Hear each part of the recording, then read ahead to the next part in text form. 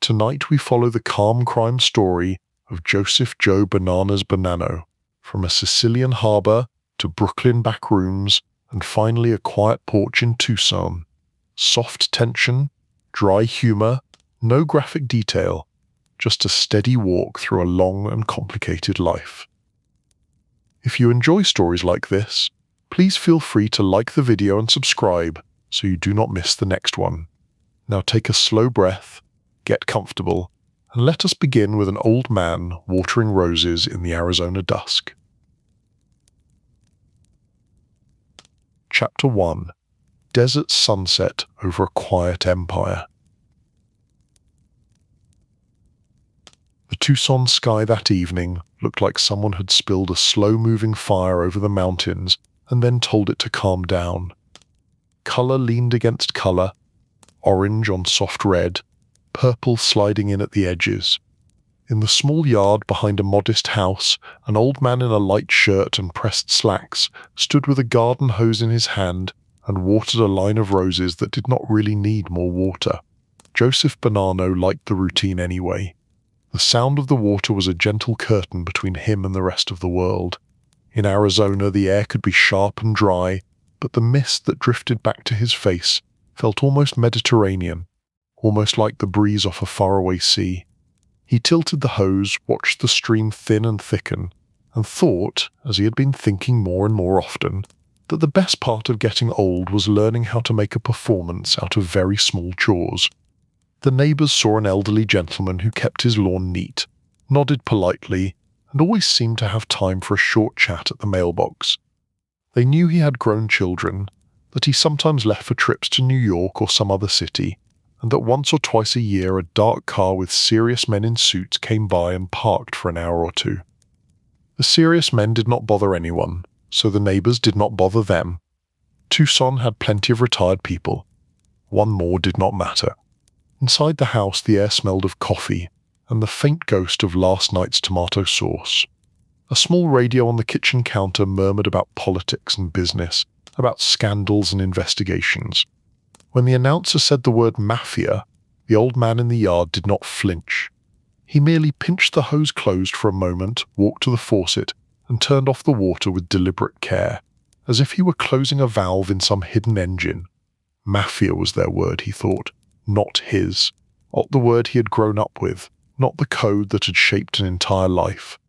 They said mafia the way other people said monster in the closet, a neat label for complicated things. He coiled the hose with the stubborn precision of someone who had once run an organization that stretched across boroughs and oceans. Each loop lay flat. Each turn obeyed his hands. When he finished, he looked down at the roses which had not asked for this extra attention and gave them a small, apologetic nod. Inside, the kitchen clock ticked with a soft, nagging rhythm.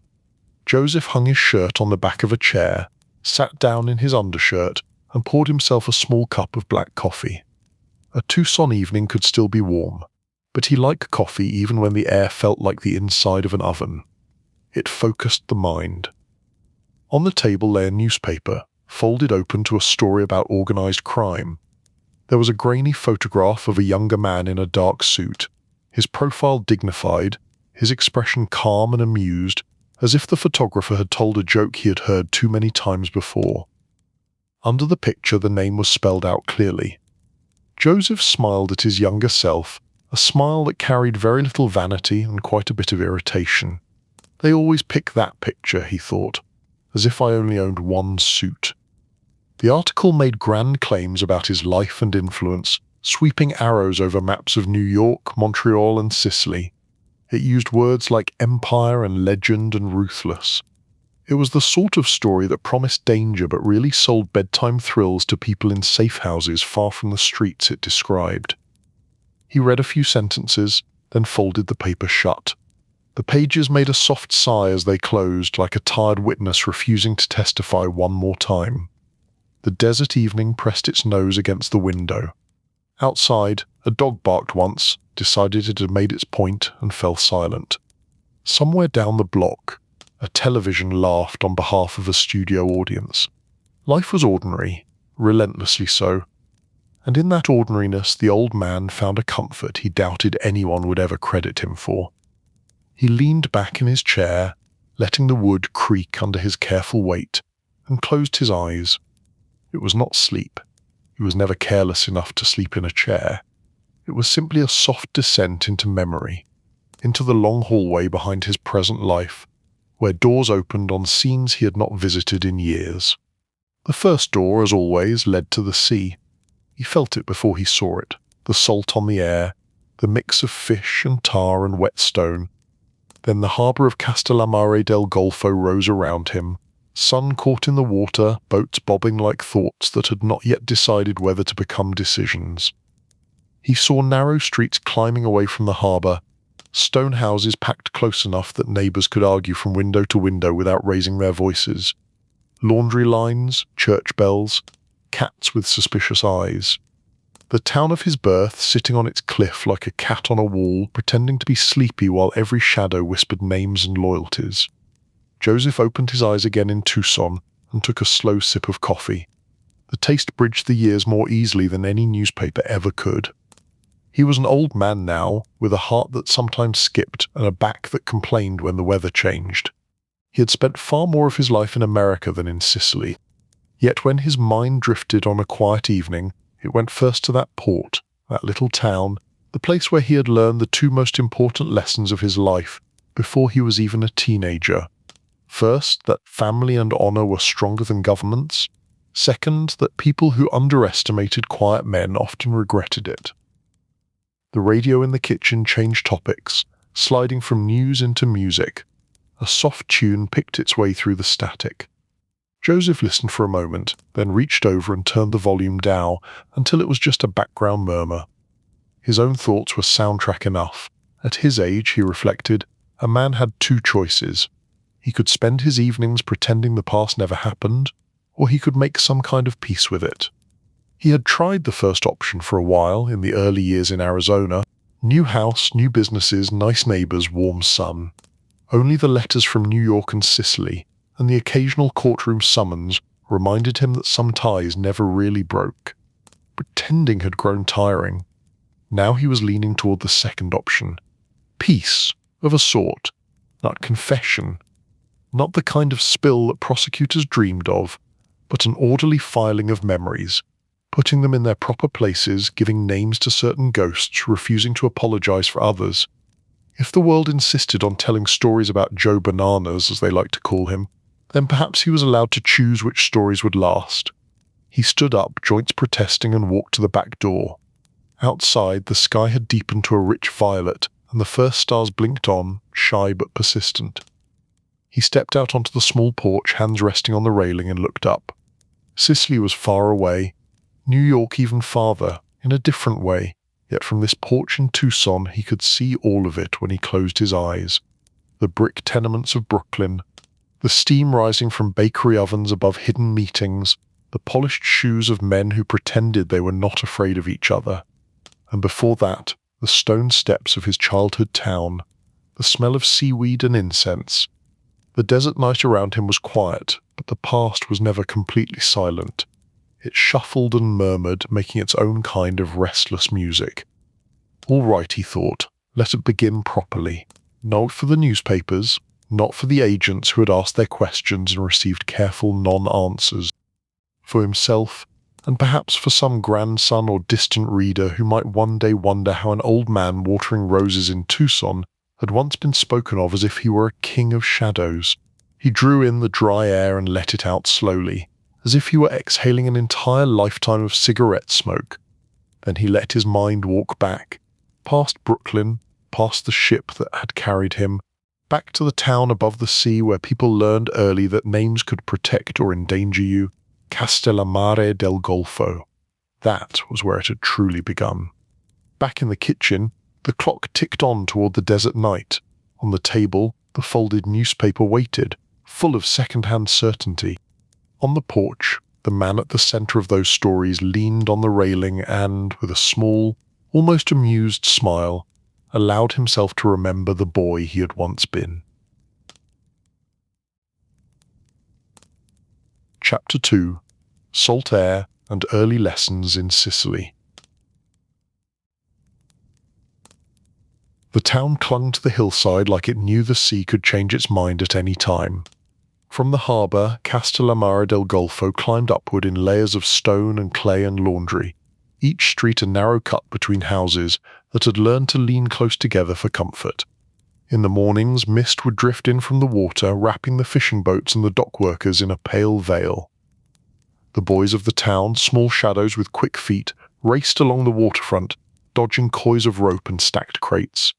Among them, a thin child with dark eyes and a serious expression watched everything with a care that made him seem older than he was. This was young Giuseppe, long before anyone thought to give him nicknames or worry about commission meetings. To most people in that little town he was Joe, the son of Salvatore Bonanno. The Bonanno name already meant something in Castellamare, but children did not carry the full weight of names, not yet. They carried baskets, or errands, or questions they were not supposed to ask. The sea taught its own lessons. It showed how quickly storms could roll in, how power belonged to those who could read signs in clouds and currents. Old fishermen could look at the colour of the waves and tell what the day would bring. The boy watched them with quiet respect. Here, men did not boast about strength. They simply came back with fish, or they did not come back. In the upper streets, away from the harbour, power looked different. It wore cleaner clothes and polished shoes. It walked in small group, never alone, and it spoke in voices soft enough that neighbours had to lean toward open windows if they wanted to hear. The boy noticed that too. There were names that made people stand a little straighter when they said them. Bonanno, Magadino, Buccellato, not shouted, never shouted. Spoken like the names of saints or storms. Sometimes, at night, when he lay in his small bed and listened to the distant rush of waves, young Giuseppe would hear his parents speaking in the next room. They did not argue, they were too cautious for that. They discussed, they worried, they traded information the way other families might trade recipes. When certain names came up, the voices dropped lower still. The boy learned early that there were stories adults told and stories they did not. He also learned that what the priest said about forgiveness on Sunday could be complicated by what uncles and cousins said about honor on weekdays. Castellamare del Golfo was not a large town, but it contained several worlds stacked together. The fishermen, the shopkeepers, the priests, the small officials who pretended to be in charge. And behind them, woven through them, the families whose invisible lines of loyalty and resentment crisscrossed the streets like hidden wires. Sometimes those wires sparked. It almost always happened somewhere else. In a field, on a road, at the edge of town. Boys were told that someone had gone away, or that he had gone to work on a distant farm, or that he had had an accident at sea. The details were thin, but the silence around them was thick. The boy understood that certain questions led to closed doors. So he learned the first rule of his homeland. To survive, you must listen more than you speak. When he accompanied his father to the small cafes where men sat over espresso and talked in careful circles, young Giuseppe kept his eyes on the table, but his ears were wide open. He noticed which men were greeted with both warmth and caution. He saw who paid the bill without being asked. He understood that true authority did not raise its voice. It did not need to. The boy also understood something else, though he might not have found the words for it yet. The official Italy of flags and speeches felt distant here. The real rules were made at tables without uniforms. If the government wanted something done, it often had to ask the same men the rest of the town already answered to. A child does not think much of politics, but he can feel currents. He could feel that his family name lived inside those currents. There were moments of ordinary joy too, running through the narrow alleys with friends, climbing dusty hills to look down at the endless blue of the Gulf, stealing early figs from a neighbour's tree and eating them under a shared conspiracy of silence. Boys are still boys even in towns where adults keep a close eye on which direction the wind of power is blowing. Yet even during play, certain lessons seeped in. If two boys from different families got into a fight, older cousins might appear out of nowhere, their faces not quite angry but very firm.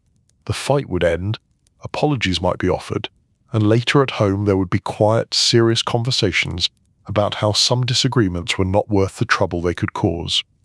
In this way, honor was taught before it was named, respect was enforced before it was defined. As the boy grew, he traveled with his family. The Bonannos moved between Sicily and the distant city of New York the way some people moved between village and town. One year he would wake to church bells in Castellamare, the next to unfamiliar winter noises in Brooklyn. Each place had its own smell, its own way of speaking, but the same names and faces kept appearing in both.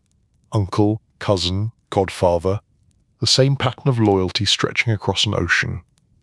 The first time he saw New York, young Giuseppe thought the city looked like a taller version of the cliffs back home, except the rocks had windows and the sea was made of streets. The harbour was wider, the ships larger, but the same air of hurry and risk lived there. In Brooklyn, Italian voices filled entire blocks, and Sicilian dialects turned corners and ran up staircases. He saw that the network of families from Castellamare had reproduced itself in this strange new world. The same whispered names, the same respect owed and expected, only now with thicker coats and different police uniforms. Men who had grown up facing the Gulf now faced the East River, but their habits and their grudges had made the trip along with them. For a boy, it was dizzying. Yet there was comfort in it too. Home was no longer a single town, it was a web of people who remembered each other's fathers and shared old loyalties like heirlooms. When the family returned to Sicily, the boy felt both the loss of the grand city and the relief of familiar stone streets.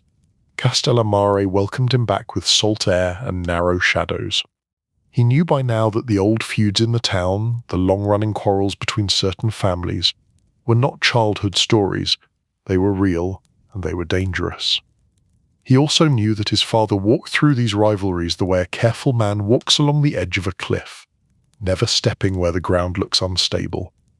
From listening to his elders, young Giuseppe began to understand that some disputes had started before his grandparents were born. A look, a business slight, a betrayal whispered instead of written. Over the years, these small sparks had grown into something much larger than any man. People had lost fathers and brothers. Houses had changed hands. There were streets where one did not walk alone at night if one belonged to the wrong branch of the wrong family. The boy stored this knowledge like a map in his head. Which streets belonged to whose memories, which corners were neutral ground, which cafes were safe only if you came with the right company.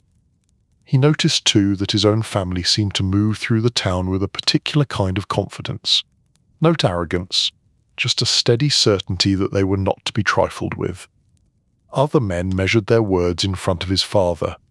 They watched his reactions carefully, as if each nod or frown might decide something important. Young Giuseppe absorbed the rhythm of those meetings, the way his father kept his voice low and his temper cooler than the stories that later writers would tell.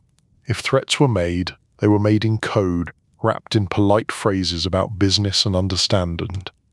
The town had its own language, one where silence could be louder than shouting.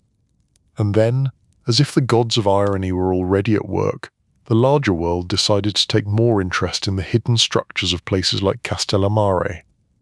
In the new Italy that followed, powerful men in Rome and elsewhere wanted order on their own terms. They did not enjoy sharing authority with local clans. They had their own ideas about who should be feared. The government's grip tightened. Police attention turned sharper. Some of the old arrangements began to feel less secure. For men like Salvatore Bonanno, the horizon of opportunity shifted. The sea that had once carried fish and migrants now offered something else, a path away from watchful eyes. Young Giuseppe felt the tension even if he did not fully grasp the politics. He heard the worry in late-night conversations. He saw the way his father paused before answering questions from strangers. He sensed that Sicily, for all its beauty and deep roots, was becoming a smaller, more dangerous cage. At the same time, stories drifted back from New York. Stories of money to be made in the New World's streets and construction sites and back rooms. Stories of relatives who had walked off ships with little more than their names and then, a few years later, sat at large tables giving orders. For a boy standing on a Sicilian hill looking down at the harbour, the idea of that distant city was both frightening and irresistible. It was another world built on the bones of the old one, a place where loyalty might be worth more and risk might be better rewarded. As the sun set over Castellammare, casting long shadows across the waterfront and turning the waves into strips of dark silver, young Giuseppe would sometimes imagine himself standing on the deck of a ship, feeling the pull of both lands. Behind him, the town of his ancestors. Ahead, the towering silhouette of New York, where the same names would play on a bigger stage. He did not yet know how many times he would cross that water, how deeply the currents of both worlds would shape him. He only knew, in the quiet, stubborn place inside his chest where future decisions were already forming, that he would not be content to remain a boy watching from the shore. Far away, and many years later, the old man on the Tucson porch thought of that boy, staring at the sea and dreaming of tall cities. The same heartbeat in both chests, though it had grown more cautious and tired with time. He had learned his first lessons in that little town by the Gulf, how silence could be a shield, how names could open doors or close them forever, how governments came and went, but family, for better or worse, remained. Those lessons had travelled with him across oceans, up Brooklyn staircases, into back rooms and boardrooms and courtrooms. The night air in Tucson was dry, but in his mind he could smell salt again. Castellammare del Golfo, with its steep streets and quiet grudges, still lived inside him. It always would. Chapter 3: Stowaway to Brooklyn Nights. In the world beyond Castellammare, men in uniforms had decided that there should be only one kind of authority in Italy, and it should wear their symbol on its sleeve. In their speeches there was no room for older loyalties or quiet councils in hill towns. Families that had quietly balanced power for generations were suddenly called enemies of the new order. In Castellammare, the change arrived not as grand parades but as small, unsettling details. New posters on the walls, strangers in sharper uniforms walking the streets, officers asking questions with too much curiosity about who visited whom, who sent letters abroad, who had relatives in America. Young Giuseppe saw the worry gather like clouds in his father's eyes. Salvatore Bonanno, who had once walked through town with the relaxed caution of a man used to managing local storms, now seemed to listen more carefully for distant thunder. The visits from certain friends grew shorter and more private. Conversations that might once have taken place in cafes were moved behind closed doors at night. The messages from New York told a different story. There the energy flowed upward instead of downward. Men from Castellammare and other Sicilian towns were making fortunes in the crowded streets and hidden rooms of the New World. They had enemies too, but of a different kind.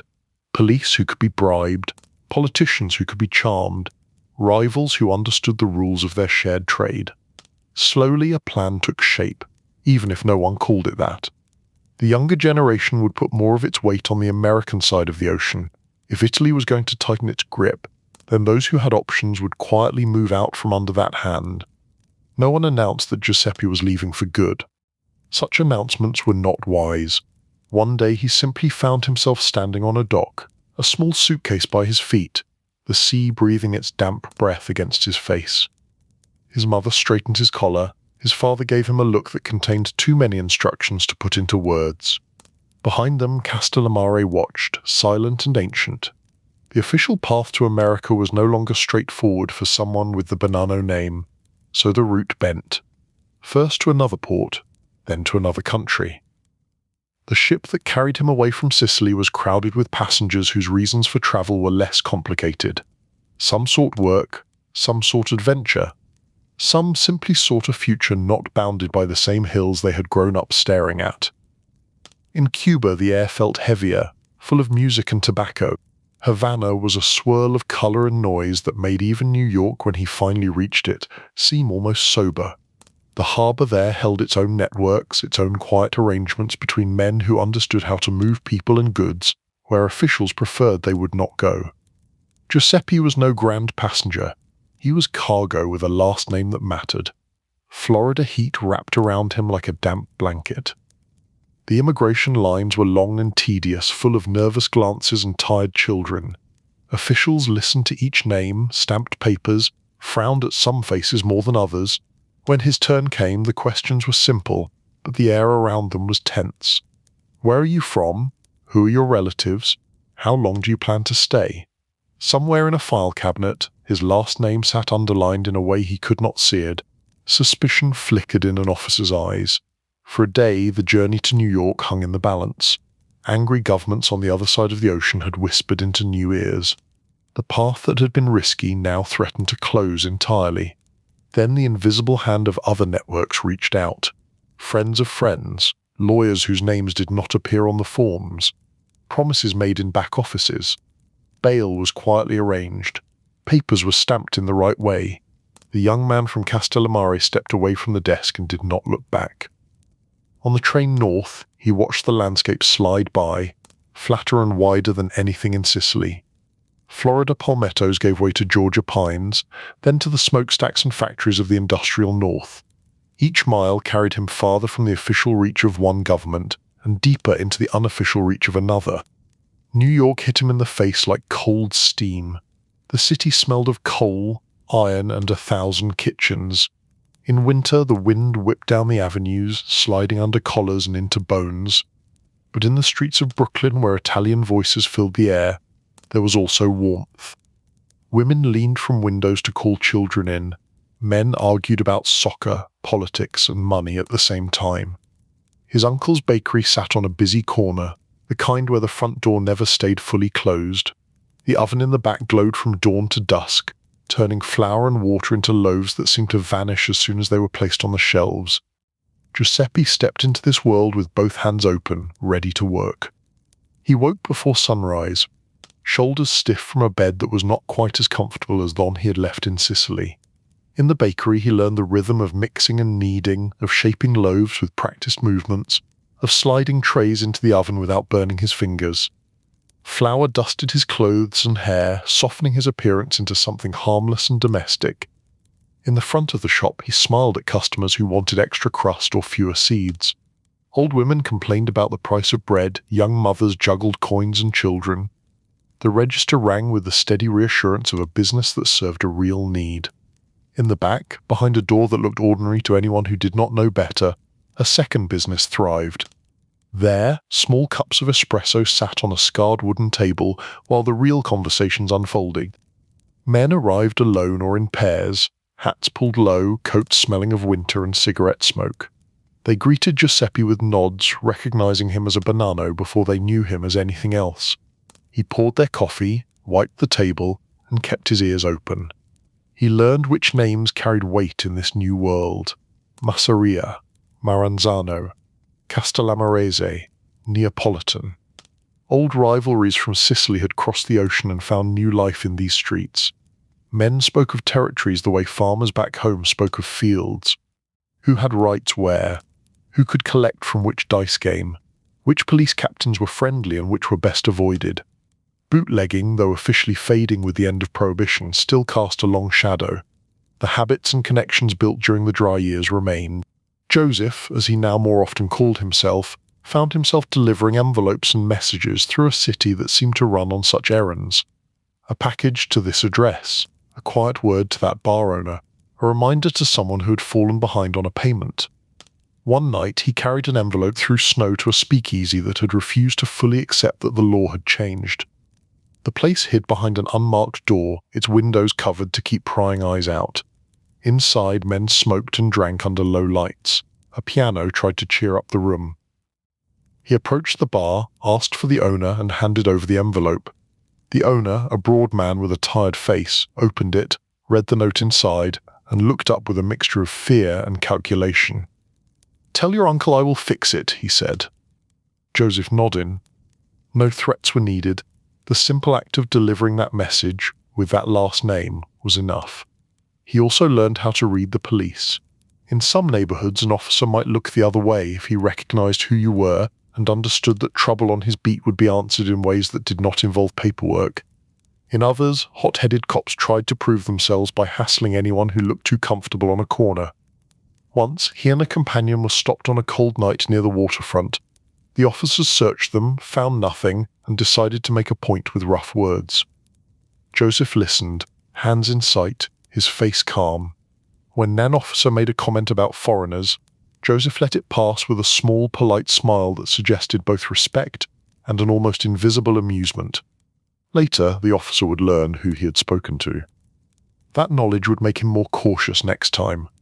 Among the men who stayed longest in the bakery's back room was Salvatore Maranzano. The older man carried himself like someone who had studied both scripture and strategy. He spoke of order, of structure, of replacing chaotic street rule with something more disciplined. He used comparisons from history, referencing ancient armies and empires. To some it sounded grand, to others theatrical. To Joseph, it sounded like an opportunity and a warning. Maranzano liked the young man with the quiet eyes and the careful words. He saw in him a fellow believer in structure, someone who could help bring Castellammare's discipline to the messy sprawl of New York. Joseph listened to his plans, nodding in the right places, making his own calculations in silence. The city around them was heating toward conflict. Loyalties were hardening. The invisible lines between rival groups were turning into fault lines. Joseph could feel it in the air, the way a fisherman feels the shift in wind before a storm. The bakery, for all its warm smells and familiar faces, sat in the middle of a growing tension. Some nights, after the last customers had left and the ovens had cooled, he would sit at the back table alone, the smell of flour still clinging to his clothes, and think about the path he was on. He had left Sicily to escape that kind of government, and had landed in another world where law wore different badges and spoke with different accents, but where power still lived mostly in the hands of men who knew how to make others nervous. He was no longer the boy on the hill watching ships in the harbour. He was the man walking the streets of Brooklyn, carrying other men's secrets in his head, trusted to move through the city without drawing attention. Each errand, each meeting, each quiet exchange in the back of the bakery pulled him deeper into the web. Stowaways are usually thought of as people hiding in the hold of a ship. But as Joseph pushed open the bakery door each morning to face the cold light of a New York day, he understood something else. He had smuggled himself into the engine room of history. It would be a long time before he found out where that engine was really headed. Chapter 4: War in the Shadows and a Young Boss. From a distance, New York in those years looked like any other ambitious city. It built taller buildings, widened roads, and filled its theaters with people who wanted to forget the world for a few hours at a time. Children raced past corner stores, couples argued in doorways, delivery boys darted between cars with sacks of groceries. Near the ground, behind that lively surface, the city was holding its breath. The conflict that would later be labelled the Castellammare's War did not begin with a single explosion. It crept forward in wary steps. A missing driver here, a shopkeeper who suddenly changed his supplier there, a rumour that a certain man was no longer welcome in a certain cafe. People close to the ground felt the tension long before the newspapers gave it a name. On one side stood Giuseppe Joe the Boss Masseria, whose grip on large parts of New York had been built on a mix of charm, brutality, and a belief that fear was a reliable currency. On the other side stood the Castellammare's faction, led in New York by Salvatore Maranzano, whose base of support drew heavily from men with roots in towns like Castellammare del Golfo. Joseph moved among these currents like a man walking through a forest during hunting season. He was aligned with the Castellammare's side through family, history, and his direct work with Maranzano. Yet he could still see the appeal that Masseria had for some. The older boss offered a kind of protection, a promise that as long as you paid and obeyed, you would be shielded from worse predators. The trouble was that both men wanted to sit in the same chair. As pressures rose, neutral space became rare. Restaurants that had once served anyone now quietly became the territory of one side or the other. Jokes that would have been harmless a year earlier now carried the risk of being interpreted as insults. Meetings were chosen with care, not just for who would attend, but for who owned the walls. Joseph watched as lists were made. Not on paper, never on paper, but in the minds of men who remembered every slight, every refusal to cooperate, every rumor of betrayal. The conflict was less about territory itself, and more about who would be recognized as the ultimate arbiter when disputes arose. He handled errands for Maranzano that told him exactly how serious things were becoming. There were requests to scout certain bars, to note who came and went, quiet orders to pass along warnings to men who were being given last chance to choose the right side, instructions to shift money, to change patterns of movement, to make it harder for enemies to predict where and when important figures would appear. On some nights, the war came close enough for him to hear it. A car found on a side street with shattered windows and no driver. A body discovered in a quiet lot, the story explained away to the public as a robbery gone wrong. What the papers did not say, the men in the back room said with a few hard sentences. He could have stepped back, in theory, found a safer corner, focused on the bakery, pretended that the currents of power swirling around him were none of his concern. But men with his name and his talents were not built for the edges. He belonged to the centre whether he relished it or not. Maranzano used him more often. There were discussions in dimly lit apartments where maps of the city lay on tables, marked in subtle ways that only insiders would understand. Instead of colourful pins and flags, the maps were dotted with cigarette burns, ring stains from coffee cups, small pencil lines that indicated who had influence where. Joseph would listen as older men argued about how to handle a rising threat on this street or that dock. Some wanted swift action, a demonstration that would remind everyone which side had the sharper teeth. Others, including Joseph, advocated for targeted moves, ways to remove key pieces without bringing down the full attention of the police and the newspapers. The balance tipped slowly but steadily toward Maranzano. Masseria, despite his earlier strength, began to look tired in the eyes of those who watched closely. His decisions grew less careful. Some said he was distracted by personal pleasures. Others believed he simply could not adapt to a world in which younger, more modern thinkers like Lucky Luciano were no longer willing to be permanent second-tier figures. One spring day, Masseria sat down to eat in a Coney Island restaurant, believing he was attending a friendly meeting. He never finished the meal. The details of what happened have been told and retold in books and films. For Joseph, the important part was not the noise of the moment, but the silence that followed. A major player had fallen. The city felt the shift like a train changing tracks. In the weeks after Masseria's death, Maranzano moved quickly to fill the vacuum.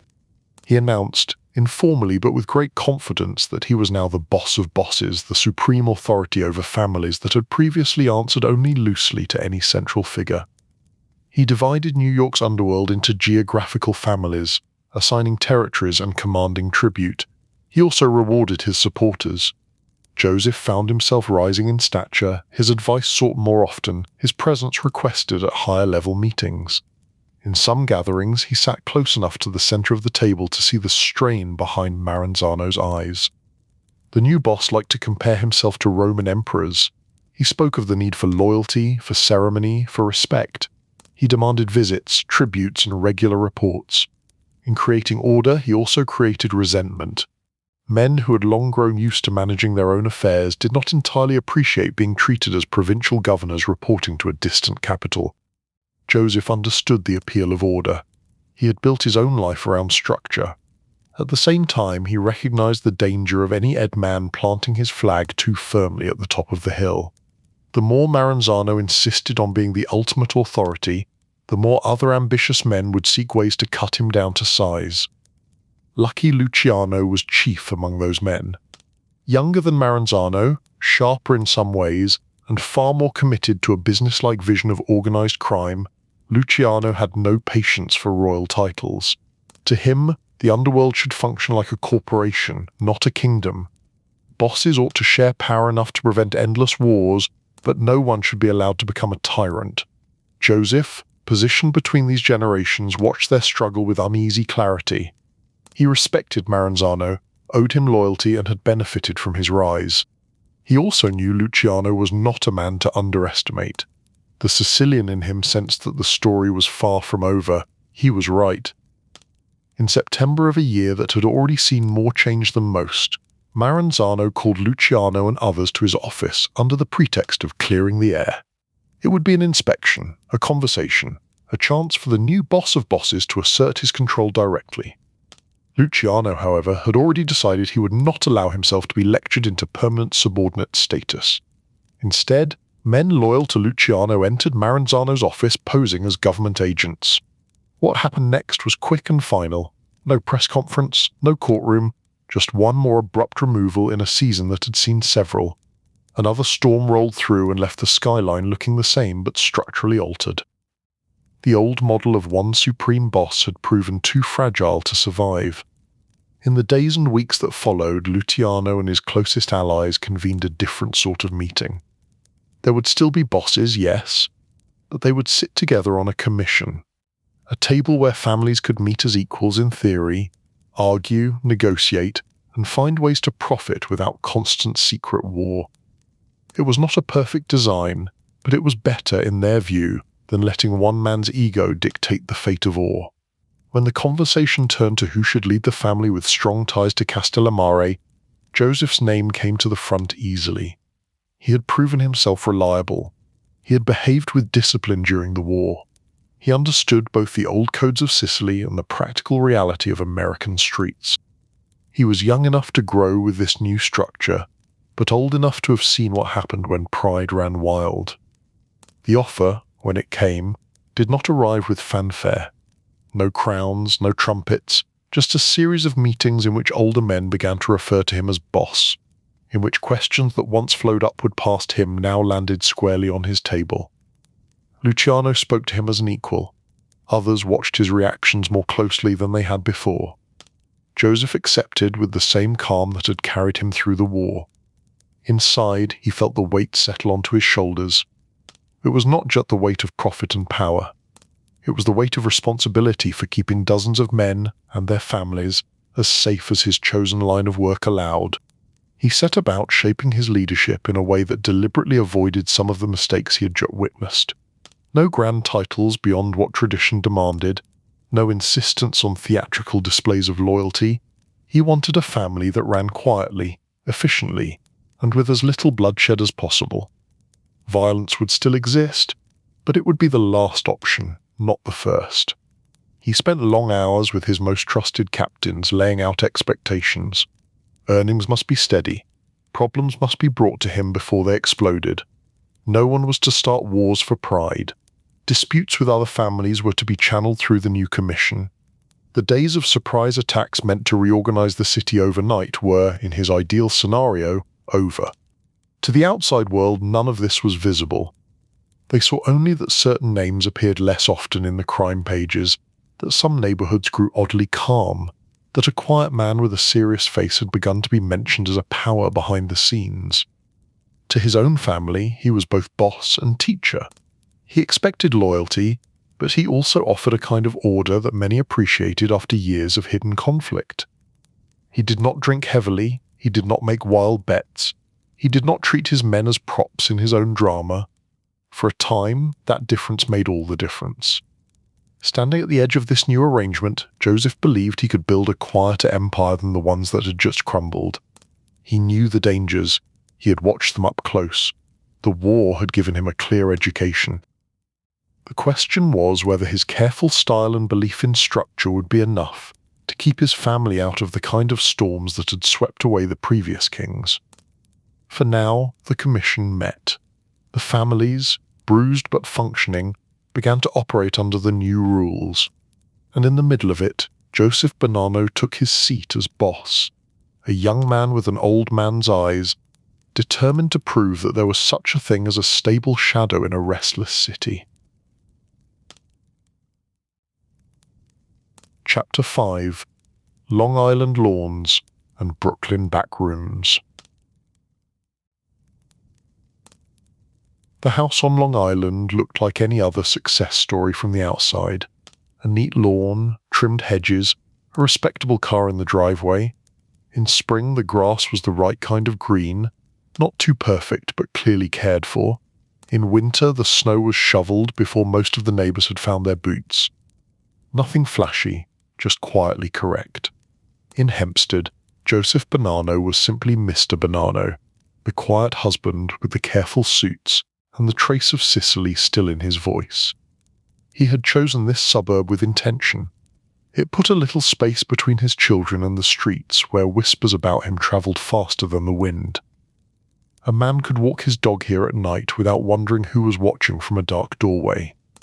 Morning in the Bonanno house followed a familiar script. Faye moved through the kitchen with calm efficiency, making coffee, eggs, toast. Radios in nearby houses muttered about traffic and politics. The Bonanno kitchen stayed mostly focused on school, grocery lists, and reminders about jackets. The children came in half awake, hair messy, voices growing louder as the caffeine in the adults and the sugar in the kids began to do their work. Joseph sat at the table in his shirt sleeves, reading the newspaper in a way that looked casual but was anything but. His eyes skimmed headlines faster than most people could read a single paragraph. He was looking for patterns more than for stories. A strike here, a corruption trial there, a judge making loud statements about law and order. These things mattered. They were tiny cracks in the wall he worked so hard to keep standing. When he saw his own name in print, which happened often enough, he let his expression remain neutral. Sometimes the reporters described him as a shadowy figure, sometimes as a gentleman gangster, a phrase that made him snort into a coffee. They liked to act as if they had found something new, but to him it all felt recycled.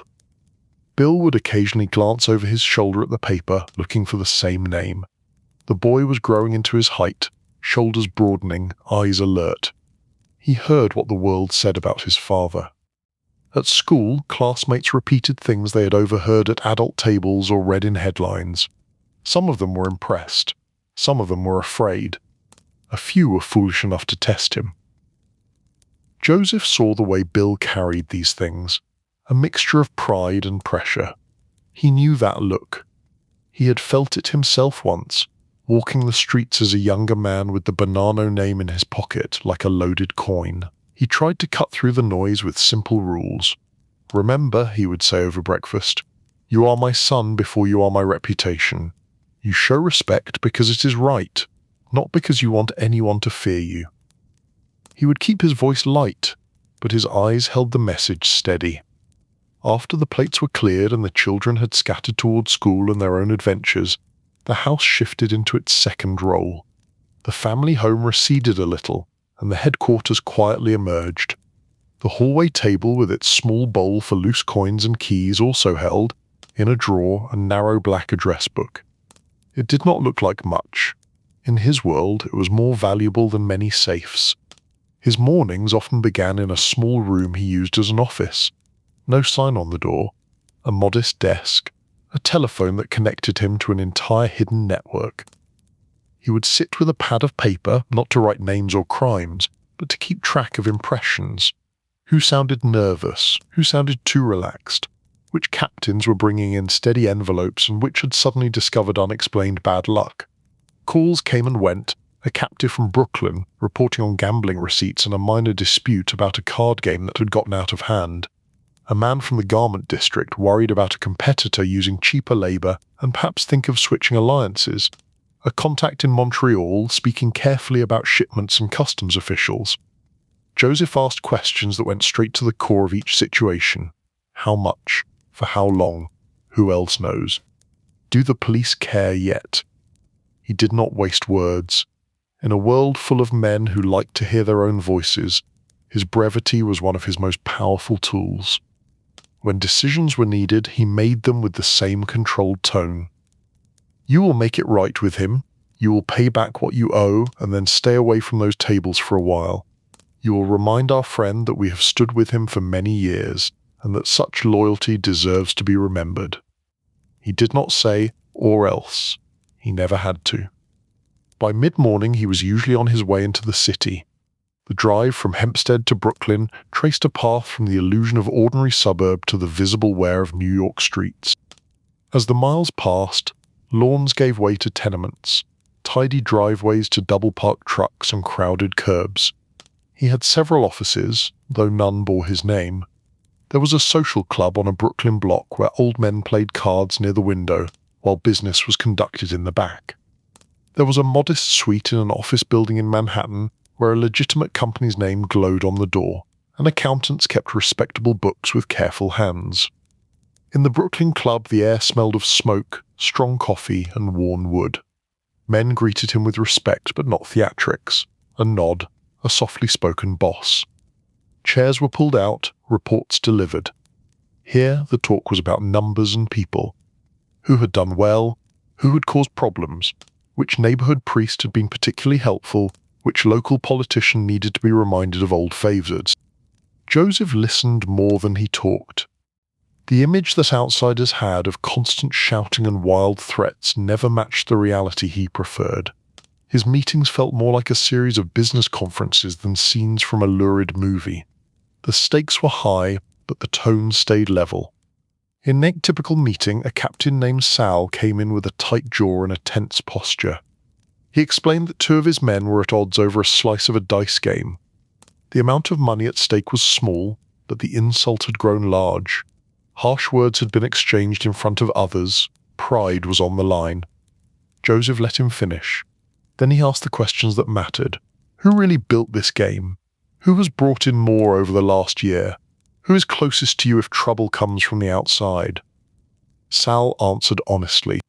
He knew better than to twist facts for a boss who had a reputation for remembering details. All right, Joseph said. You will make the senior man whole. The younger man will apologize and step back.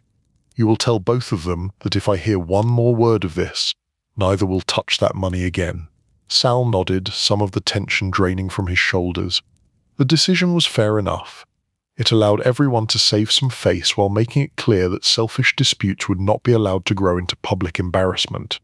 In this way, dozens of small crises were settled before they could become headlines. The Manhattan office felt different. There the walls smelled of new paint and paper, a quieter kind of power. Lawyers came and went, carrying briefcases instead of guns. Contracts were signed, mortgages were discussed. On paper, the businesses looked entirely clean. Restaurants, construction companies, import firms. They paid taxes, they hired employees. The underworld flowed through them like a current through insulated wires. Joseph understood both sides and insisted on a careful separation. Men who worked in the street world rarely handled the respectable paperwork. Men who wore suits to real estate closings did not discuss backroom matters at their desks. That division was one of the reasons his family had prospered as long as it had. It made it harder for law enforcement to draw straight lines between a small fight in Brooklyn and a large contract signing in Midtown. In the afternoons, if the schedule allowed, he sometimes met with other bosses or representatives at commission gatherings. These meetings did not happen as often as the myths suggested, but when they did, they mattered. Men from different families sat around a table, eating, drinking a little, and arguing in low tones about territory, policy, and the delicate balance of shared power. Joseph approached those gatherings like a careful chess player. He did not pretend that everyone there was a friend. He did, however, aim to keep conversation within the bounds of reason. He would argue against moves that seemed likely to provoke public violence or heavy police response. He had no love for chaos, and no patience for colleagues who lived as if each day were their last and someone else's problem. That attitude earned him a particular reputation. To some he was too cautious, a man more concerned with avoiding headlines than with seizing new opportunities. To others he was a necessary anchor, a steadying force in a world that leaned naturally toward drama. His evenings brought him back, more often than not, to Hempstead. The transition from boss to father happened in the car, when he loosened his tie and allowed himself a few minutes of silence before walking through the front door. Inside, he became again the man whose children wanted help with homework and whose wife wanted to know if he would be home for Sunday dinner. Faye saw more than he said aloud. She knew that the weight he carried in the city did not vanish when he hung his jacket in the front closet. She could read the difference between the days when he came home with his shoulders relaxed and the days when some new problem had bitten into his thoughts and refused to let go. He respected her judgment. On nights when a particular difficulty with the family gnawed at him, he sometimes described it to her in almost innocent terms.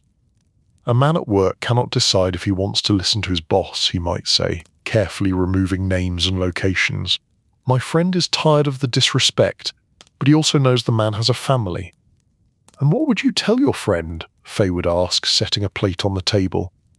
"I would tell him to keep his voice calm and his patience short," Joseph would answer. She would arch an eyebrow in that way that told him she understood more than the words suggested. As for Bill, their conversations took on a different tone as the boy grew older. The son wanted to understand what kind of life waited for him if he stepped fully into the world his father inhabited. Some evenings they sat on the back porch together, the noise of the neighborhood softer than the hum of the city, and talked about responsibility. "You see the big car and the good suit," Joseph would say. "You do not see the nights when everyone wants a piece of you and no one wants to hear the truth." Bill would listen, wanting both the warning and the path. "If you choose this life," Joseph went on, "you must know it is not a story in a magazine. It is long hours, difficult decisions, and a great many people who will blame you for things they did themselves." He did not try to frighten his son away. That was not realistic. The pull of the family was too strong. Instead, he tried to shape the way Bill thought about power, tilting him toward discipline and away from cheap glory. Every so often, events reminded him that no amount of discipline could fully protect his world from outside attention. A raid on a club, an arrest of a minor soldier who had been careless, a story in the paper that came too close to certain truths. On those days, he felt the pressure like a band around his chest. He would pause in his office, look out at the quiet Long Island street, and remind himself why he had chosen this double life. The house was one answer, the sound of his children's laughter the other. If he could keep their world intact, then the calculations he made in back rooms felt, to him, justified. Of course, the universe had its own plans. Gambino and Lucchese were building their own empires. Federal agents were learning new patterns, guided by younger prosecutors more ambitious than many of the cops Joseph had grown up around. The system that had worked so well for so long was beginning to face pressures he had not seen in his early days. But for a while the balance held. On warm summer nights the Bonanno house glowed softly from within. Neighbors walked dogs, sprinklers ticked rhythmically across lawns. Somewhere inside, a radio played music while Faye folded laundry and the children argued gently over a board game. And in the city, in clubs and offices and late-night meetings, men spoke the name Bonanno with a mixture of respect and caution, aware that behind the quiet house on Long Island stood a boss. For years he walked it with care, believing that if he kept his steps steady, he might best carry his family and his organization safely across.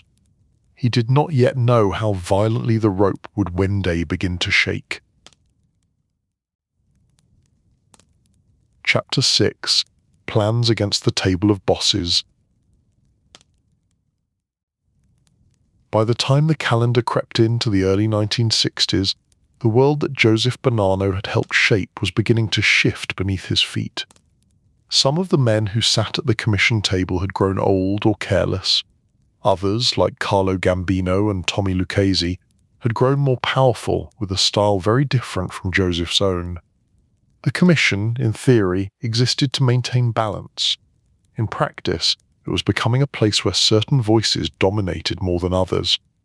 Joseph felt the change like a draft in a previously warm room. Decisions that once would have been discussed became assumptions handed down. Orders came that seemed less about the common good and more about consolidating influence for a few. He did not enjoy feeling squeezed. For decades he had run his family with a degree of autonomy and respect. Now, in subtle ways, that space was narrowing. Requests came that pushed into his traditional territories, or that asked him to accept arrangements that favored rivals. He watched as Gambino's reach extended across the city, as Lucchese's alliances strengthened, and he recognized a pattern he did not like. In private conversations with close allies, Joseph spoke cautiously about these concerns. One of those allies was Joseph Magliocco, a man tied to the Profaci family. Magliocco was frustrated in his own way, feeling overshadowed and cornered by the rise of the same figures. Two men in midlife, both with long histories in the underworld, both sensing that their generation's influence was being quietly pushed toward the margins. Sit long enough at a table where you feel outnumbered, and your thoughts may turn to ways of rearranging the seating. Their conversations grew more serious over time. At first they discussed strategies within the commission. Vote as a bloc, resist certain proposals, offer alternative deals. But the more they watched Gambino and Lucchese, the more they concluded that formal politeness would not be enough to counter that tide. Whispered ideas turned darker. What if the table of bosses itself were thinned? What if, instead of constantly reacting to the moves of Gambino, Lucchese, and Stefano Magaddino, they removed those men from the board entirely? Then, together, Bonanno and Maggiocco could reshape the direction of the commission, perhaps claiming a leadership that felt, to them, like a restoration of balance. They did not sit down with checklists of names and flashy talk, as television writers might imagine. Instead, the plan emerged through careful suggestion. Certain obstacles, Joseph remarked, might have to be removed for the good of the whole. Maggiocco, eager and more impulsive, agreed. Between them, they sketched a vision of a new order where they would guide the commission in a direction more favourable to their interests. Of course, such a plan required action, not as complaint. And action of that magnitude demanded intermediaries. They could not be seen lifting their own hands even metaphorically. They needed messengers, willing operatives who could be trusted to carry out delicate assignments. Maggiocco chose out such man as his instrument, Joseph Colombo, a rising figure within his orbit. Colombo was capable, ambitious, and, as it turned out, more attuned to self-preservation than his superiors realized. Maggiocco approached him with instructions framed as duty and opportunity. There were tasks to be handled. Certain powerful men needed to be removed for the future health of the organization. We will not detail the language used. It is enough to say that Colombo understood that he was being asked to place himself in the path of enormous risk. The targets were not minor figures. They were among the most watched men in the American underworld. Any attempt against them would shake the entire structure. Colombo listened, nodded, and then did something that neither Bonanno nor Maggiocco had fully anticipated. He chose life over loyalty. Instead of carrying out the assignments, he quietly brought word of the plot to the intended targets. He approached representatives of Gambino and the others and explained that there were plans in motion against them, plans encouraged, if not directly ordered, by Bonanno and Maggiocco. In their move, Colombo protected himself, gained the favour of some of the most powerful men in the commission, and set in motion a chain of events that would undo the careful image Joseph had spent a lifetime building. When the truth reached the commission, the reaction was sharp and swift. To plan the removal of fellow bosses, especially in a way that threatened the stability of the entire structure, was seen as reckless at best and traitorous at worst. Bonanno and Maggiocco had not simply expressed disagreement. They had secretly prepared to strike at the core of the agreement that had kept the peace, however imperfect, for decades. For Joseph, the moment of reckoning came in the form of a summons. He was ordered to appear before the commission, to explain himself, to face the combined judgment of the same table he had once helped shape. It was not a polite invitation. It was a demand backed by the quiet promise of consequences. He had been in dangerous rooms before. He knew what such a summons could mean. A man might walk into that meeting and never walk out again, at least not in the same condition. The commission could decide that his time on the board was over in the most permanent sense. In the quiet of his home and in the privacy of his own thoughts, Joseph weighed his choices. He could attend, put on his best civilized face, and attempt to argue that the accusations were exaggerated, that he had only talked in theory, that his concerns about Gambino and the others were rooted in a desire for fairness. He could also choose not to attend. To not appear at a summons from the commission was an admission of sorts, but it was also an act of self-preservation. If they wanted him removed, let them try to reach him on less controlled ground. He chose to disappear. The method was smooth, almost mundane. Before the scheduled meeting, Joseph slipped quietly out of his usual patterns and made his way to Canada. Montreal offered a familiar kind of refuge. The Bonanno family had long-standing ties there through interests in various businesses and borders. It was a place where he could find both safety and sympathizers, at least for a time. From the outside, it looked as if he had simply vanished. One day he was in New York, a controversial figure facing serious internal charges. The next, he was gone, leaving behind a storm of speculation. Some said the commission had already taken him and hidden him away. Others insisted he had staged his own disappearance to avoid both their anger and the eyes of law enforcement. Conspiracy and rumor piled up around his absence like snow in a city alley. In Montreal, Joseph kept his head down. He met with contacts, monitored developments back in New York, and tried as much as possible to stay ahead of the narrative being built around him. It was a strange experience for a man used to directing events to instead be a shadow trying to avoid being outlined. Back in New York, his family struggled with the vacuum. Leadership structures do not enjoy ambiguity. Is the boss alive or not? Present or gone? Authority that once circled around Joseph now had to find new anchors. Rival factions within the family began to test their own strength in his absence. The commission watched closely, weighing how to handle a situation in which a man they considered dangerous refused to stand where they could reach him directly. Joseph's flight to Canada was not just a tactical move. It was also a quiet acknowledgement that the balance of power he had enjoyed for so long had shifted beyond his control. The old dream of managing a calm empire from Long Island was cracking. The new reality involved hiding in foreign cities while the structure he had built trembled. At night in Montreal, in borrowed rooms far from the familiar streets of Brooklyn and the quiet lanes of Hempstead, he must have felt the irony. A life spent building networks, negotiating peace, holding a delicate order together, and now he was the one on the run, his name the subject of whispered jokes and tense meetings. If the commission had hoped to bring him in and deliver a clear verdict, his disappearance frustrated them. They could not unalive a man who was not standing in front of them, but they could rearrange the table in his absence. They could strip him of influence, recognize rival leaders, and treat his family's territory as something to be managed without his input. The seeds of future chaos in the Bonanno family were planted during those months, seeds that would sprout into full conflict once he returned. For now, in the early stages of his exile, Joseph Bonanno sat in Montreal and thought about tables. The kitchen table in Hempstead where his children ate cereal and worried about school. The commission table in New York where men in suits fought politely over power. The small wooden tables back in Castellamare where his father had taught him that honor meant standing your ground. He had stood his ground for a long time, but in this particular moment he had chosen to step aside, to live to calculate another day. From a porch in Tucson many years later, the older Joseph would think back on that choice with a complicated mixture of regret, self-justification, and weary humor. Whatever name others gave to his plan against the table of bosses, he knew it had marked the beginning of the end of his long attempt to control his world on his terms. Chapter 7.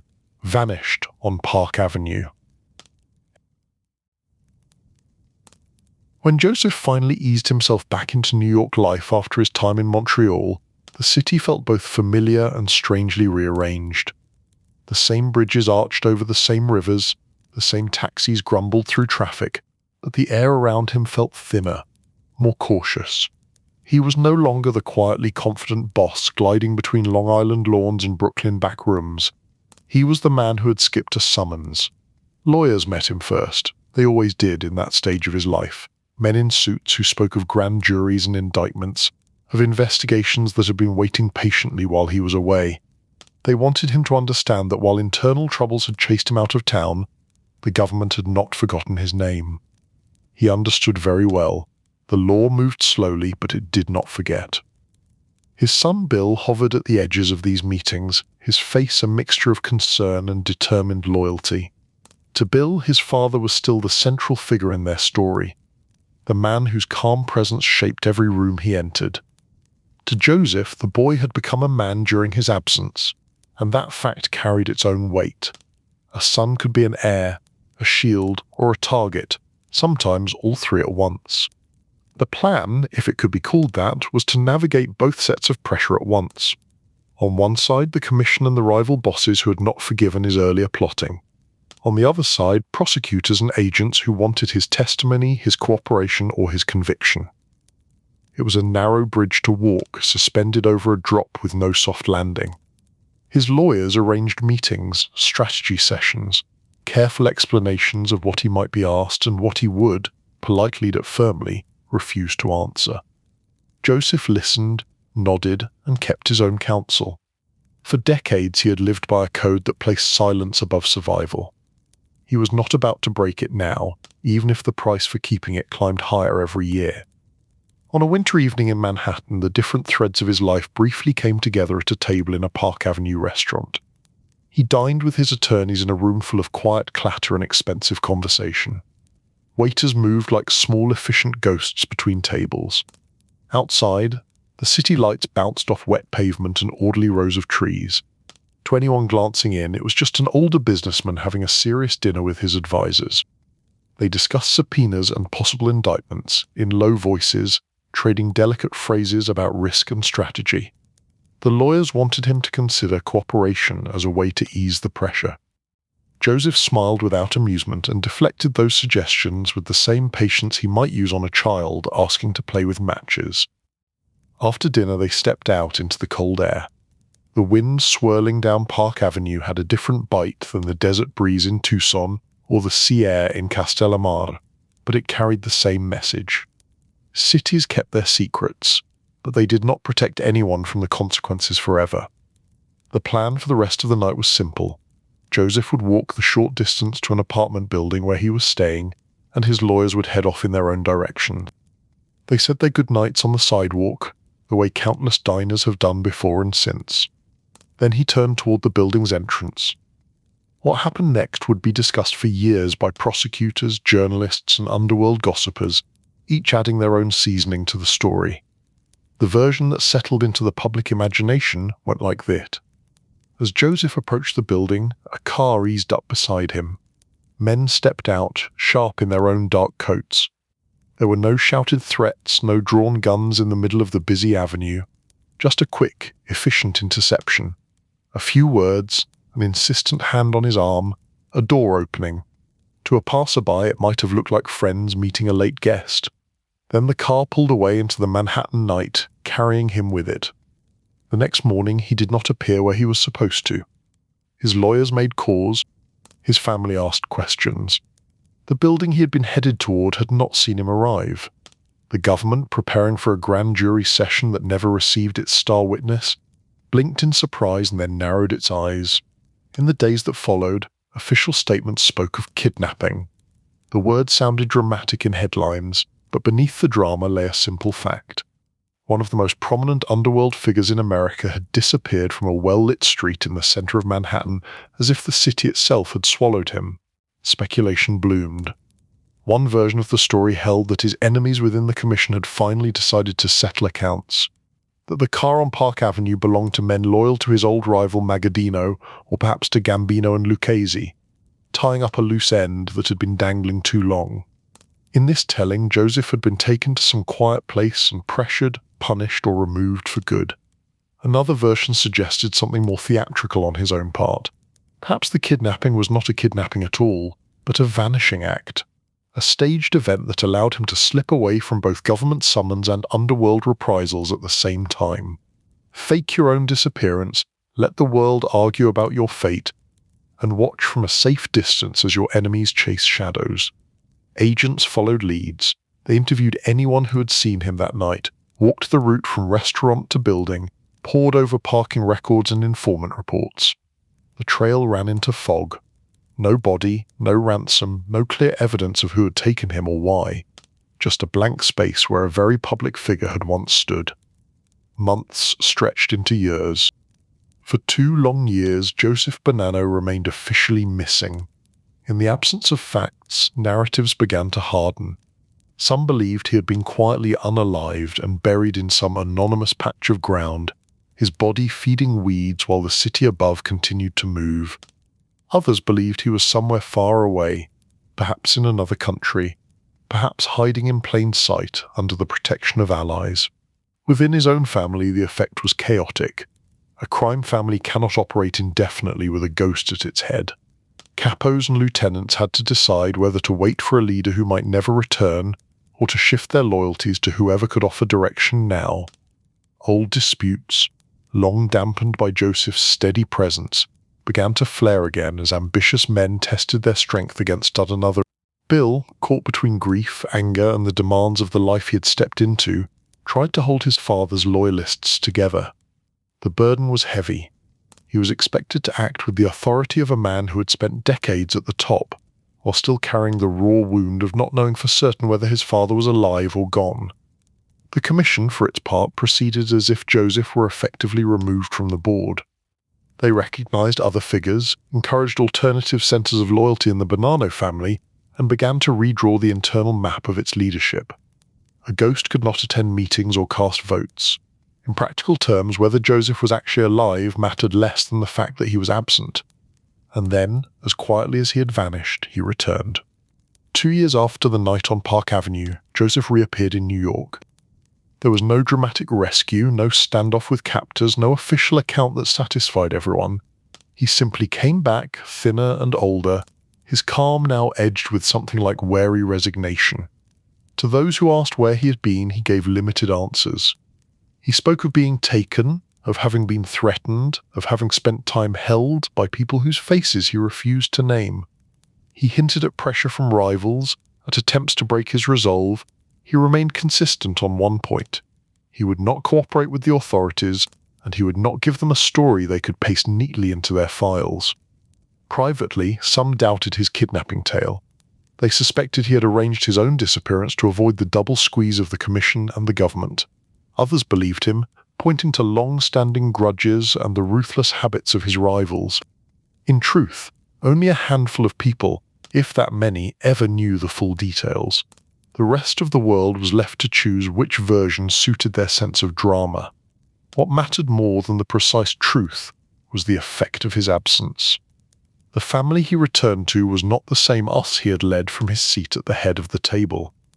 The Bonanno organization had splintered, its loyalties divided between his bloodline and those who had stepped into the vacuum under the commission's blessing. Joseph came back as a man whose authority had been punctured. He still inspired respect in many quarters, still carried the aura of a long-surviving boss, but the structure he had built no longer moved in simple lines from his voice to the streets. Too much had shifted while he was away. Yet he remained alive, which in his world was no small victory. On some late evening in Tucson, sitting once again on his small porch with the desert sky above him, he would think back to that night on Park Avenue, the hurried steps toward the building door, the car pulling close, the moment when his life branched sharply into two possible paths. One path ended in a dark place with no return. The other led through confusion, rumor, and a long absence back to sunlight and aging bones. Whatever had truly happened in those missing years, one fact was clear. When he reappeared, the world he had known had already moved on without him. Chapter 8. The so-called Bonanno War. Old jokes about his nickname had always been easy enough to shrug off. Reporters liked simple hooks, and Joe Bananas made their headlines feel clever. Joseph had never chosen that label for himself. It was something the world had thrown at him, a crooked little rhyme that stuck. A man could live with being turned into a pun as long as the people who mattered knew the real map of his world. What he did not appreciate was when that same joking tone was pasted onto one of the darkest stretches of his family's history. The trouble that erupted within the Bonanno organization after his disappearance and return would be branded by the press as the Bonanno War. To editors, the phrase sounded light and memorable. To the men living through it, there was nothing light about any of it. The roots of the conflict twisted back into his absence. When Joseph had vanished from Park Avenue and stayed gone, the commission faced a problem. A major family could not be left in limbo forever. Business needed signatures. Disputes needed an acknowledged authority. Someone had to be recognized as boss. They settled on Gaspar Di Gregorio, an older figure with standing in the family, a man who had worked his way up through the same streets and social clubs. To the commission, Di Gregorio looked like a safe bet. He was established, not flashy, and more importantly, he was willing to cooperate with their view of how the family should be run. On paper, it was neat. Di Gregorio was the official head of the Bonanno family. The commission backed him. Any doubts from their perspective were a problem for Joseph's remaining loyalists to swallow. Loyalty, however, does not always obey paperwork. Many soldiers and lower-level leaders still felt bound to Joseph, and by extension to his son Bill. They had built their careers, their alliances, and in some cases their sense of identity around the Bonanno bloodline. To them, Di Gregorio was not a natural successor. He was an appointment made by outsiders.